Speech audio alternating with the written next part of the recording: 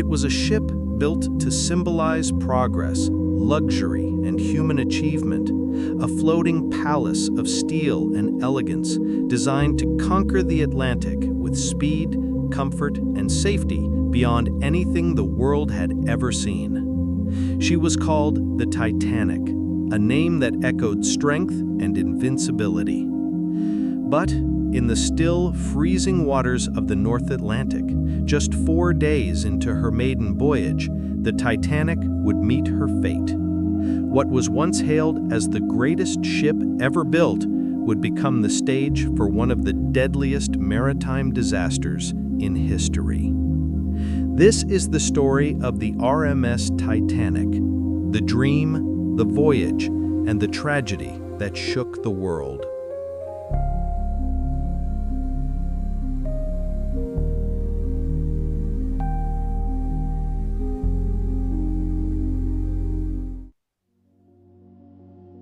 In the early 20th century, competition between shipping lines was fierce. The White Star Line, one of the leading companies, sought to outdo its rivals by creating a class of ocean liners that would combine opulence with unmatched safety and size. The result was a trio of vessels: the Olympic, the Titanic, and later the Britannic. Construction of Titanic began in 1909 at the Harland and Wolff shipyard in Belfast, Ireland. It took more than 3,000 men nearly 3 years to complete the mammoth vessel. Measuring 882 feet long and 92 feet wide and weighing over 46,000 tons, Titanic was the largest man-made moving object on Earth at the time. She was fitted with the latest technology, including watertight compartments and remotely activated doors. Many believed she was practically unsinkable.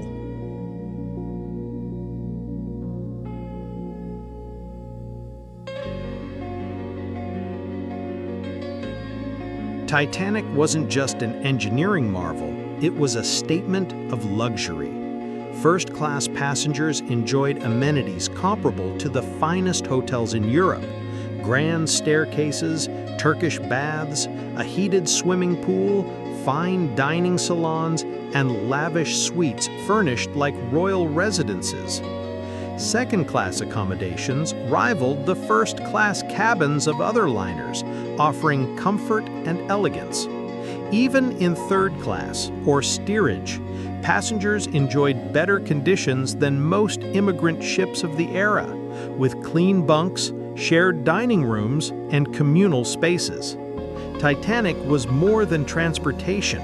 It was a floating city, carrying over 2,200 passengers and crew across the Atlantic.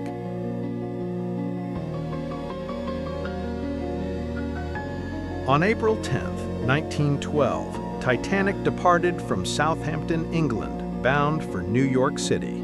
She stopped at Cherbourg, France, and Queenstown, now Cobh, Ireland, to pick up more passengers before setting out across the Atlantic. On board were some of the wealthiest individuals of the time, such as John Jacob Astor IV and Isidor Straus, as well as immigrants seeking a new life in America. The voyage began smoothly. Titanic glided through calm seas under clear skies. For many, it was the journey of a lifetime, a chance to taste luxury or to chase opportunity. But beneath the excitement lay an unseen danger: the North Atlantic's ice fields.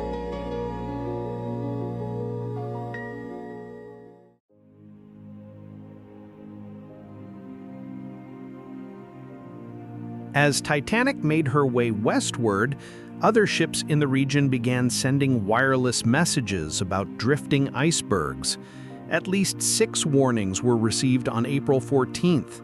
However, many of these were dismissed or never reached the bridge. Wireless operators, overwhelmed with passenger messages, gave less priority to navigational alerts. By nightfall, Titanic was steaming at nearly full speed, 22.5 knots. The ocean was eerily calm, with little wind and no waves. making icebergs harder to spot. At 11:40 p.m., lookout Frederick Fleet peered into the darkness and rang the bell.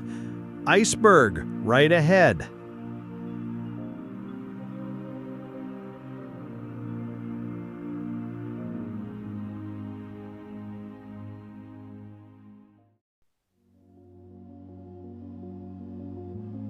First Officer William Murdoch ordered the ship to turn hard to port and engines reversed. But it was too late. A massive iceberg scraped along the starboard side, slicing open the hull. 6 compartments flooded within minutes. Titanic was designed to stay afloat with up to 4 compartments breached, but not 6. The fate of the ship was sealed. Captain Edward Smith and his officers quickly assessed the damage. Within an hour, it became clear Titanic was sinking.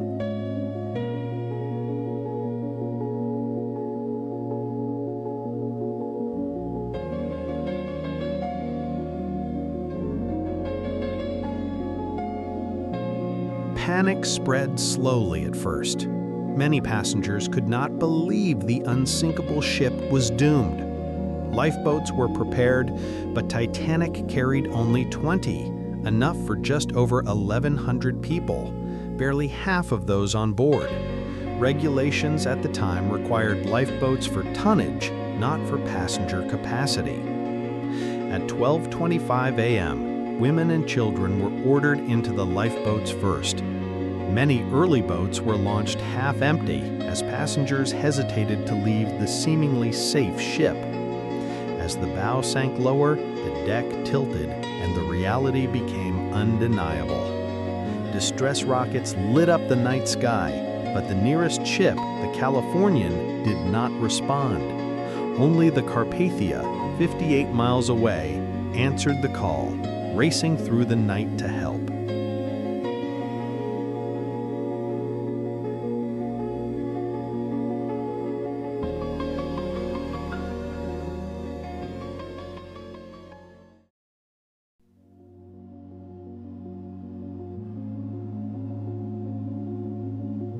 By 2 a.m., Titanic's deck was steeply angled. The orchestra, led by Wallace Hartley, played music to calm the passengers, reportedly ending with the hymn, "Nearer, My God, to Thee." Chaos gripped the decks as lifeboats ran out. At 2:18 a.m., the ship's lights flickered and went out. Moments later, Titanic broke apart. The bow plunged into the ocean, followed by the stern rising into the air before crashing back into the sea. At 2:20 a.m., Titanic was gone, swallowed by the Atlantic. Over 1,500 lives were lost in the freezing waters.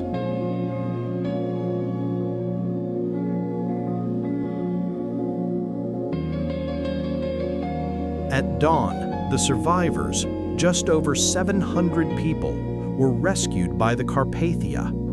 The world awoke to the shocking news. The unsinkable Titanic had perished on her first voyage. Investigations followed in both Britain and the United States, exposing flaws in safety practices, ship design, and communication. New maritime laws were passed, requiring sufficient lifeboats for all aboard, continuous radio watches, and the establishment of the International Ice Patrol to monitor iceberg threats. The Titanic disaster became more than a tragedy. It became a lesson in human hubris, overconfidence, and the need for humility in the face of nature's power.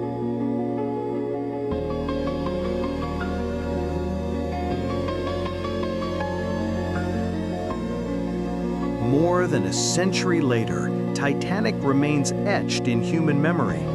Her wreck was discovered in 1985, resting over 12,000 feet below the surface, hauntingly preserved in the icy depths. The story has inspired countless books, films, and memorials.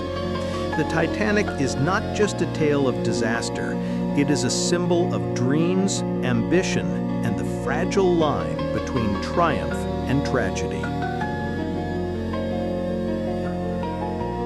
The Titanic was meant to be unsinkable, but in the end, she became a monument to the limits of human pride.